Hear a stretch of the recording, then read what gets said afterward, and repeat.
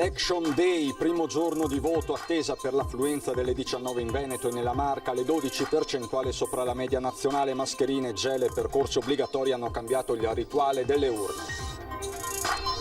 Non solo le urne tradizionali, il nostro viaggio tra il voto nei luoghi alternativi come le palestre e i seggi Covid, con gli operatori sanitari a raccogliere le schede degli elettori in isolamento a casa. Tragico schianto frontale fra due auto nella notte a Merlengo, muore un 49enne di Casier, era l'allenatore della squadra di calcio amatoriale di Ponzano, il cordoglio della società. Paura e danni per lo scontro che ieri sera a Treviso ha visto coinvolti un autobus della Mom e due auto, una delle vetture ha divelto la colonnina del gas di una casa. Indignazione anche nella Marca trevigiana per l'aggressione a una coppia gay avvenuta 2 sere fa a Padova. La loro denuncia su Facebook fa il giro della rete. Avevano danneggiato le finestre di una casa in costruzione a Santa Lucia di Piave con un danno di oltre 5.000 euro. I carabinieri individuano i vandali, un gruppetto di 15-16enni. L'abbiamo fatto per noi, hanno detto. Cavallo e cavaliere finiscono nel Piave a Fossalta dopo che l'animale era inciampato su una catena, illeso il fantino, il cavallo salvato e portato a riva dai vigili del fuoco.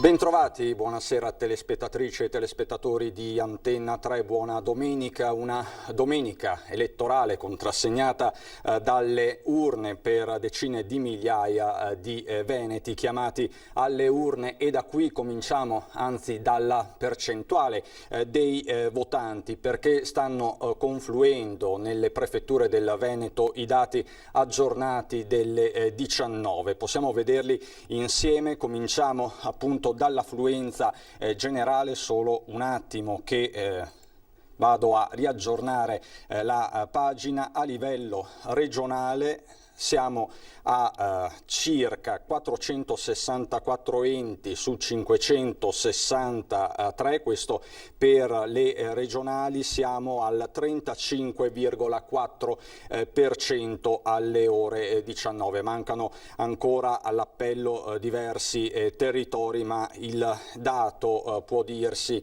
in qualche modo delineato. Per quanto riguarda la provincia di Treviso, il dato aggiornato della prefettura delle 19-27, 81 comuni su 94, la percentuale è un po' più bassa del 32,98%, questo quindi alle 19, la percentuale dei votanti alle 19 di domenica. Possiamo vedere anche i singoli comuni che sono andati al voto, perché comunque si rinnovavano anche 41 comuni a livello regionale, diversi anche in provincia di Treviso. Possiamo vederlo insieme. Eccoci, siamo invece sul circa il 40%, per l'esattezza il 38,3%. Castelfranco Veneto, che è il comune più importante, al momento non abbiamo il dato dell'affluenza. Vediamo un attimo invece Chiarano. Ecco, Chiarano che come sapete rischia di rimanere commissariato, siamo al 36,8%. Diamo una veloce scorsa anche a quello che sta succedendo a Venezia, perché di fatto una delle sfide principali riguarda il capoluogo di regione. L'affluenza per le elezioni comunali a Venezia ha superato il 40%, siamo al 40,8%, però appunto i dati sono parziali. Nel corso del telegiornale cercheremo di darvi quelli definitivi. Giornata di voto, domenica di voto, quindi in tutto il Veneto. Nella Marca non si segnalano al momento particolari episodi. Certo è che è stato un voto strano, diverso sicuramente dal solito, mascherine, percorsi differenziati e quant'altro, ma abbiamo fatto un viaggio tra i seggi e questa è la situazione. Se può aprirmela? Grazie. Ok, si igienizza le mani e con la matita poi va dalla mia collega. Procedure rigorose di sanificazione, mascherina obbligatoria, tempi cadenzati, segnaletica orizzontale e verticale, percorsi differenziati per l'entrata e l'uscita. Così sono cambiati i seggi elettorali della Marca ai tempi del Covid, 826 sezioni in tutto per 782.938 elettori nella 2 giorni di voto dedicata a referendum, elezioni regionali e comunali, queste ultime soltanto a Castelfranco, Spresiano, Vidora, Arcade e Chiarano. Un super lavoro per gli stessi scrutatori che stavolta al ruolo di pubblici ufficiali hanno dovuto aggiungere quello di sorveglianti della salute pubblica. Ad ogni ora viene effettuata un'igienizzazione di tutte le stanze, di tutte le superfici e di tutti gli oggetti che vengono utilizzati, anche delle matite che poi utilizzano le persone per votare. Ad ogni modo, ogni volta che le persone entrano dentro il seggio devono comunque igienizzarsi per 2 volte almeno le mani. Particolare attenzione è stata posta, per esempio, alle matite per il voto.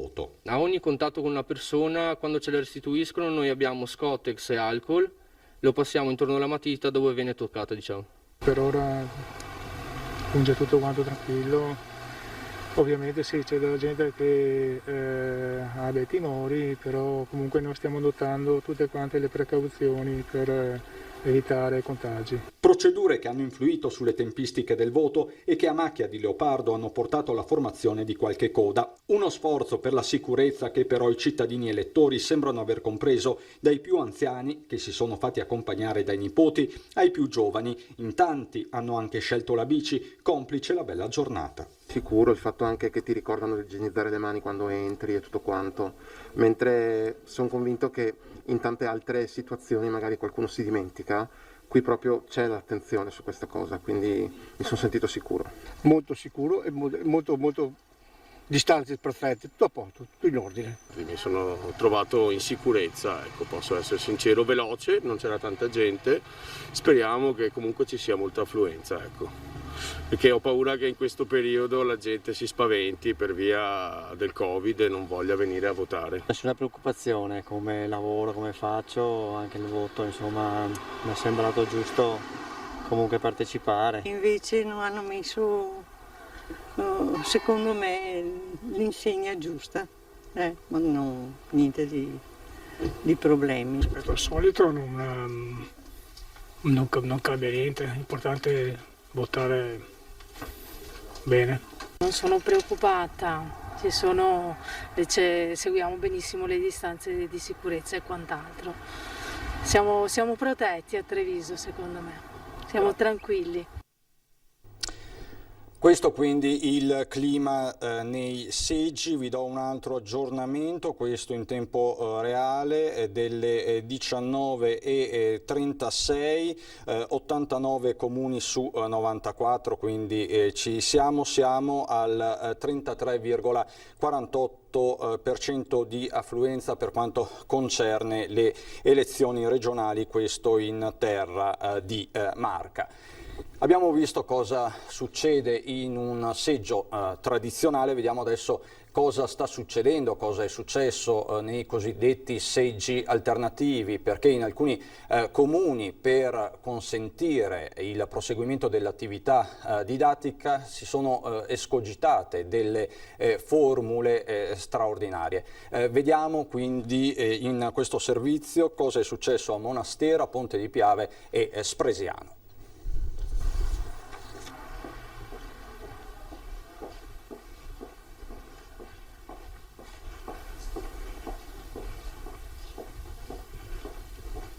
Questo è il percorso alternativo che gli alunni delle scuole elementari di Negrisia stanno facendo in questi giorni per poter continuare a seguire le lezioni. Comune di Ponte di Piave e dirigenza scolastica hanno fatto i salti mortali per riorganizzare gli spazi in modo da non interrompere la scuola a una sola settimana dal via. Abbiamo trovato questa soluzione alternativa di entrate e accessi separati e quindi di conseguenza le lezioni continuano tranquillamente. C'è un'entrata e un'uscita che sono separati e hanno, secondo le indicazioni e le frecce che abbiamo posizionato, all'inizio un po' di difficoltà, ma adesso hanno preso un po' le regole che sono state dettate. Copione simile nella frazione di Levada, dove una classe è stata trasferita negli spazi della parrocchia. Il parroco ci ha messo a disposizione nel plesso della casa una sala appunto per gli studenti, per una classe di ragazzi.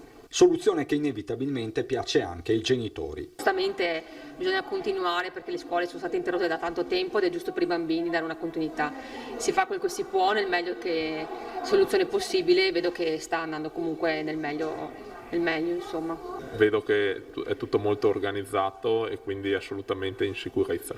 E a Negrisia, per dare le indicazioni sulla nuova logistica del voto, sono scesi in campo anche i carabinieri in congedo. Vedo che tutti quanti comunque all'ingresso si igienizzano le mani, tutti indossano la mascherina, mantengono le distanze di sicurezza e quindi sì, si stanno comportando molto bene. Eppure a Monastir si è rivista completamente la distribuzione degli spazi, con i laboratori adibiti a seggio e percorsi alternativi segnalati con transenne e segnaletica verticale. Questo ha consentito di tenere libere le aule per la didattica e tenere regolari lezioni. Abbiamo trovato gli spazi idonei, adeguati e si concede ai ragazzi di continuare l'attività scolastica. In questo caso a supportare le forze dell'ordine, gli uomini e le donne della protezione civile. Stiamo attenti che tutti rispettino le distanze di sicurezza, questo è il nostro compito. Si è usata invece la palestra per le operazioni di voto a Spresiano, così come soluzioni alternative sono state trovate anche in altri comuni della Marca, da Zero Branco a Follina, con l'obiettivo che queste buone pratiche possano diventare la norma anche in futuro, senza la spada di Damocle del Covid.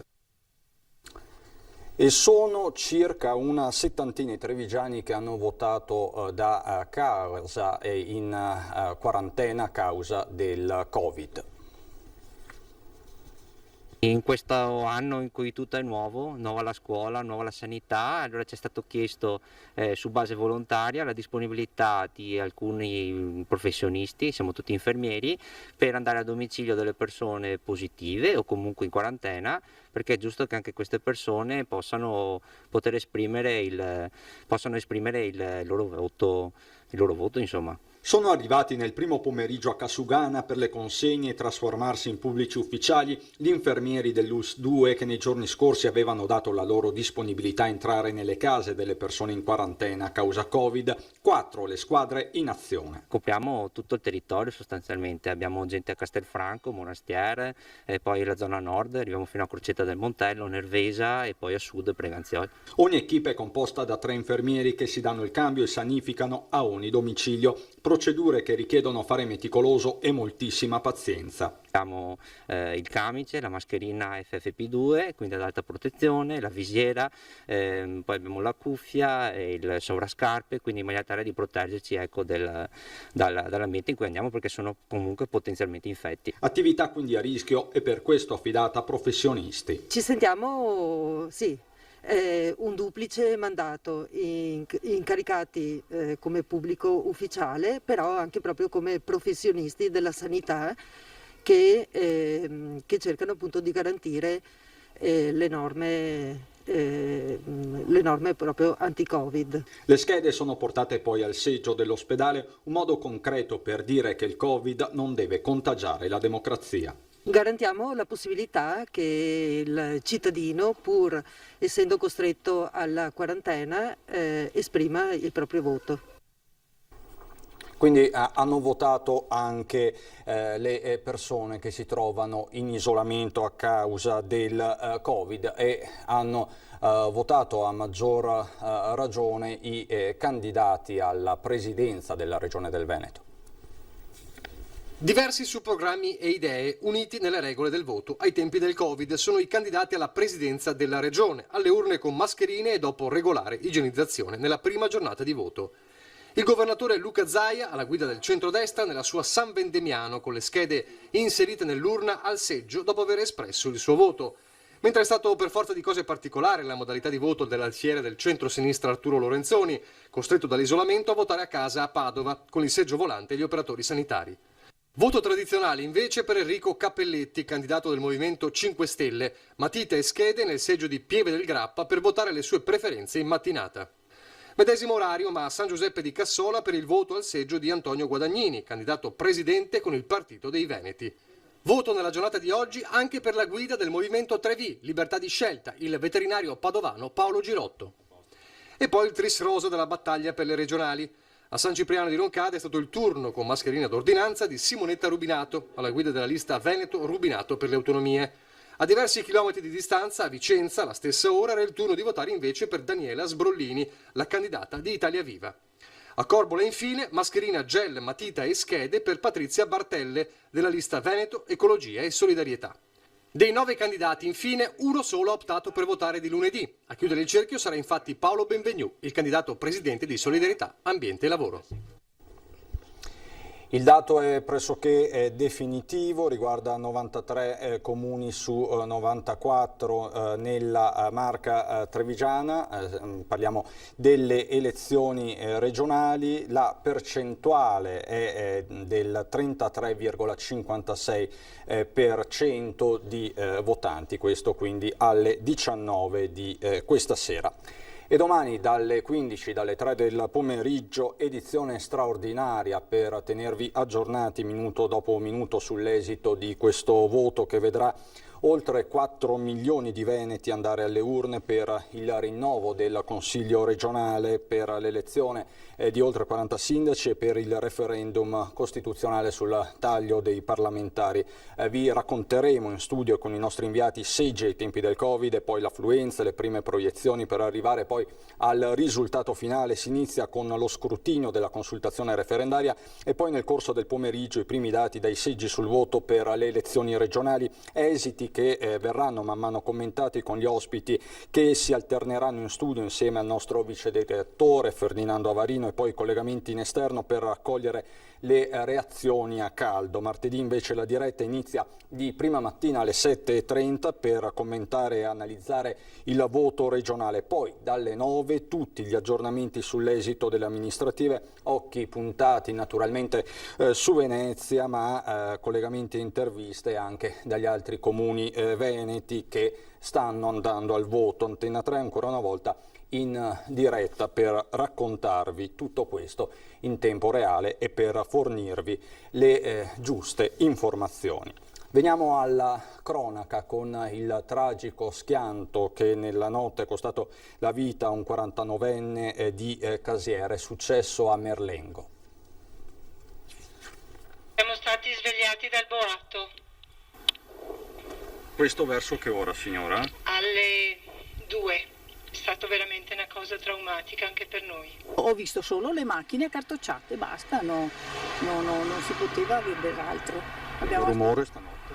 No, il rumore non l'ho sentito io, l'ha sentito mio marito. Siamo andati fuori subito, basta. E cosa ha visto? Ha visto questa persona che ormai meglio di no. Un vero e proprio boato nel cuore della notte, lungo la strada che congiunge il quartiere di Santa Bona a Treviso alla vicina Merlengo di Ponzano. Un boato con 2 vetture che si scontrano frontalmente, da una parte una Porsche, dall'altra un Alfa Romeo. Destinazioni opposte, stesso destino, l'impatto terribile che in pochi istanti costa la vita al 49enne Davide Callegaro di Casier, lasciando ferito l'altro automobilista, un 26enne di Povegliano.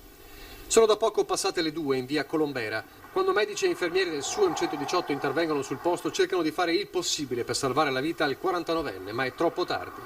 E in poche ore la tragedia fa il giro non solo di Casier, ma anche della stessa Ponzano, dove Callegaro era molto noto per essere l'allenatore della locale squadra di calcio degli amatori. La società ha postato sulla sua pagina Facebook un messaggio di cordoglio per la sua scomparsa, numerosi ricordi e gli addii sulla bacheca virtuale. Nel frattempo i carabinieri stanno conducendo le indagini sul sinistro mortale. Da una prima ricostruzione sembra sia stato il 26enne di Povegliano a invadere la corsia opposta provocando lo schianto e non lasciando scampo a Callegaro. C'è stato un incidente verso le 16:30 di oggi sul Cansiglio in comune di Fregona. Una moto è andata fuori strada, una ragazza tredicenne è stata soccorsa dall'ambulanza di Vittorio Veneto, si trova adesso in condizioni comunque non gravi all'ospedale di Conegliano.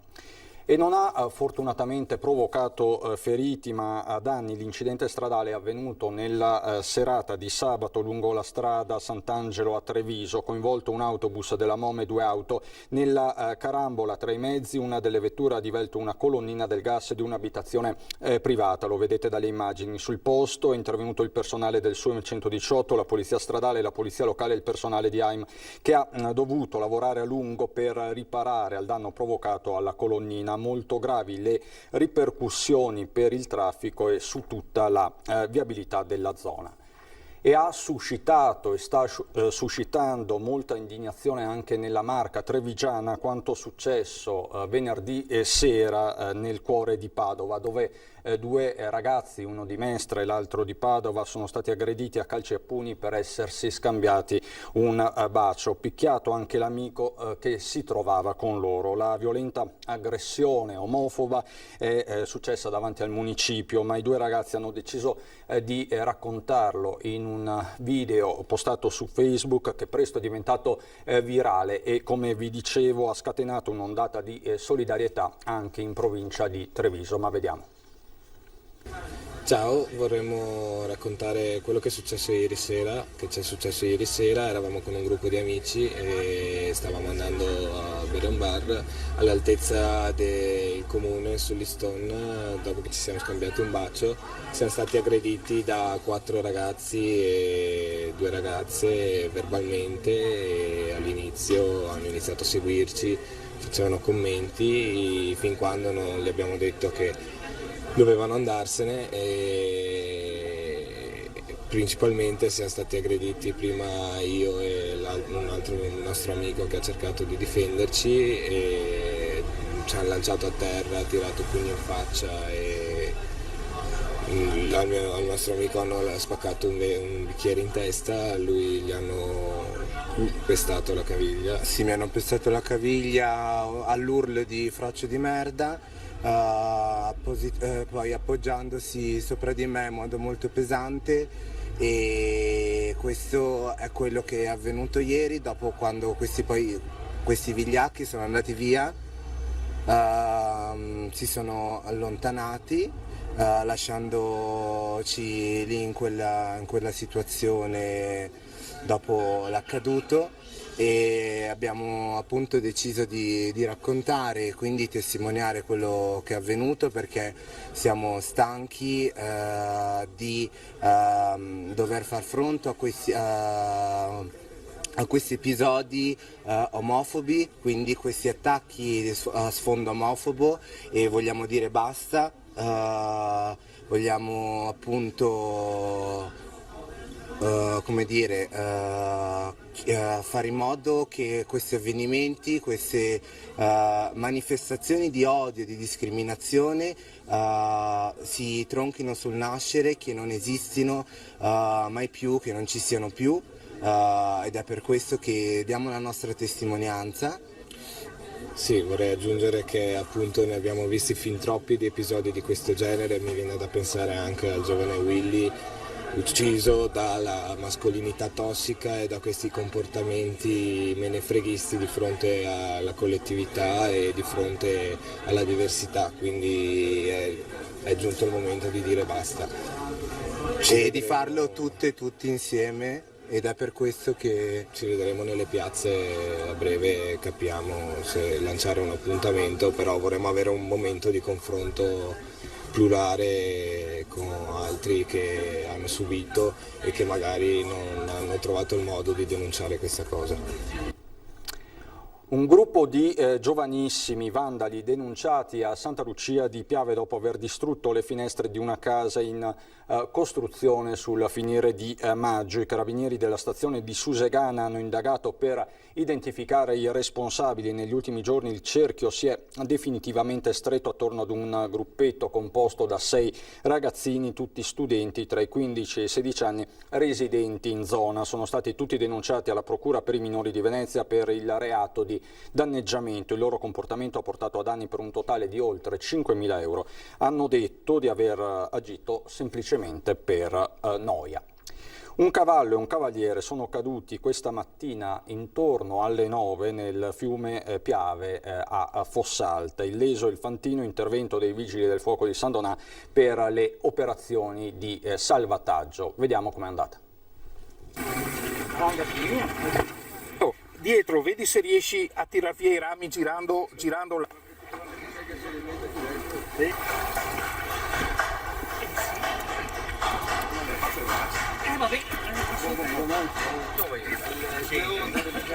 Ragazzi, provi a aiutare un attimo i fioi a tirarla su.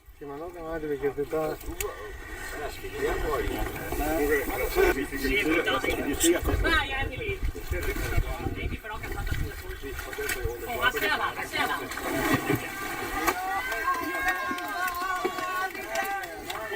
a testa guida il cavallo. Ecco quindi un salvataggio a buon fine. Ancora cronaca, subito dopo la pubblicità.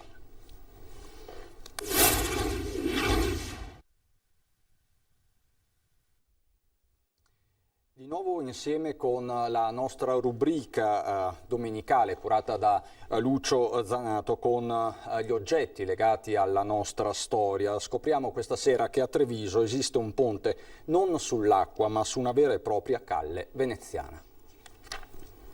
Una calle di Venezia? No, è il vicolo dell'uomo di Treviso. Luogo per certi versi di mistero ma anche di straordinaria bellezza che solo di giorno si può ammirare.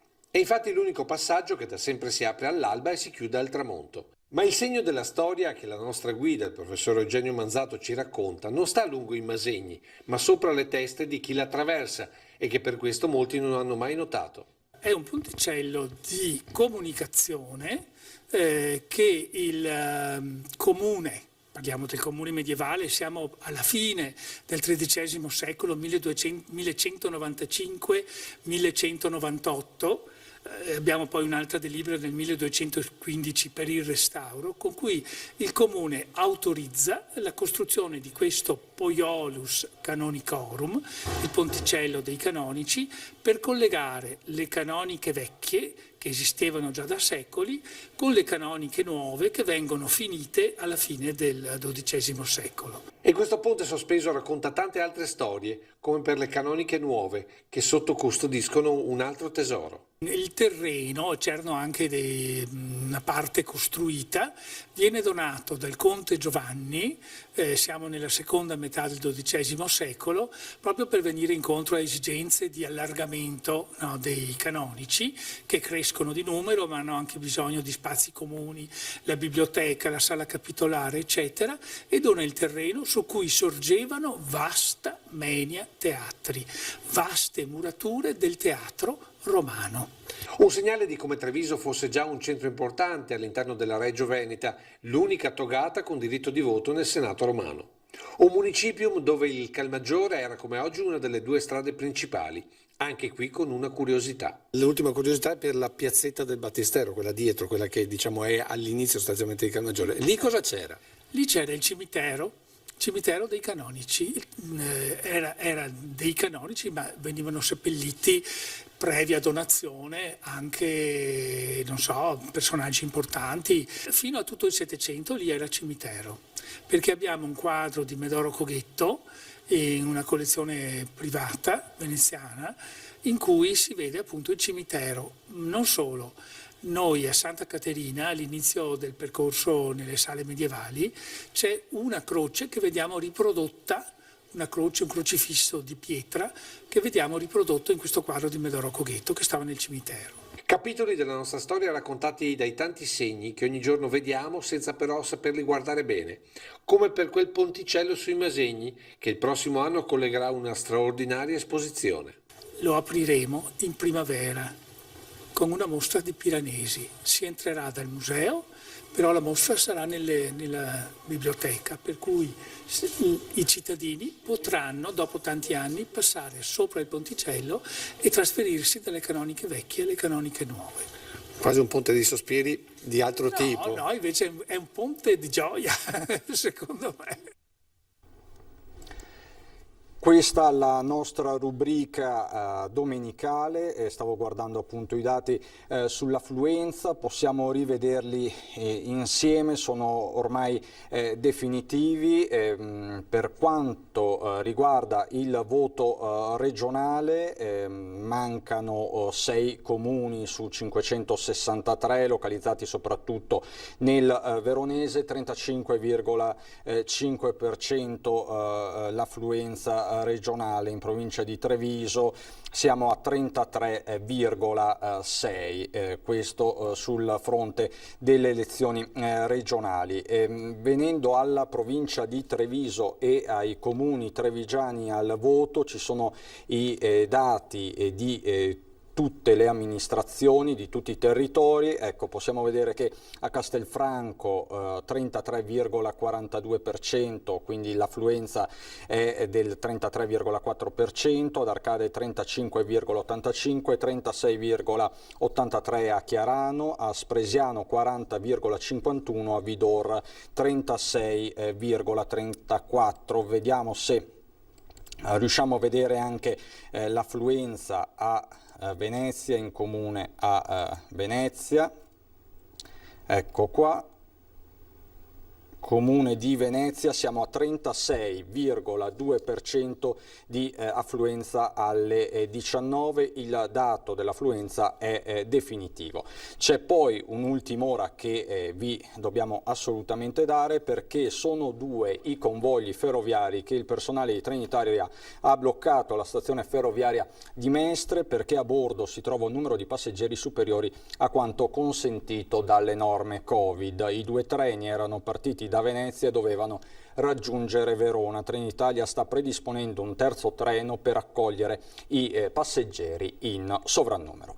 È tutto, ed è tutto anche per questa sera. Io vi ricordo che domani saremo in diretta, la nostra classica diretta del mezzogiorno, e poi dalle 15 la maratona elettorale con Ferdinando Avarino, tanti ospiti, collegamenti dai comuni al voto. Proseguiremo poi anche nella giornata di martedì. È davvero tutto anche per questa sera. Vi ringrazio per l'attenzione. Adesso ci sono le previsioni del tempo. Buon proseguimento di serata.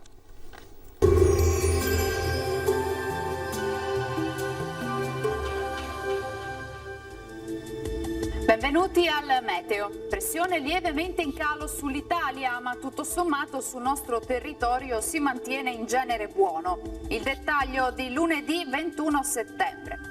Sul Veneto nuvolosità variabile, più consistente sulle zone montane, alternata a tratti di sereno, più presenti in pianura, soprattutto nella prima metà della giornata. Precipitazioni anche a carattere di rovescio temporale saranno più probabili nella seconda parte della giornata, soprattutto sulle zone montane. Temperature minime tra 13 e 18 gradi, massime invece tra 24 e 29 gradi all'incirca. Stessa situazione poi anche sul Friuli Venezia Giulia, tuttavia qui il sole sarà maggiormente presente con cielo sereno o al massimo con poche nubi sparse. Temperature minime fino a 19 gradi, massime sui 26-27 gradi. E ci spostiamo infine sul Trentino Alto Adige, tanto sole al mattino, col passare delle ore qualche addensamento e non si escludono anche locali piovaschi. Temperature minime sui 14-15 gradi, massime invece fino a 25-26 all'incirca. Dal meteo per ora è tutto, io vi auguro un buon proseguimento in compagnia di Antenna 3. Arrivederci.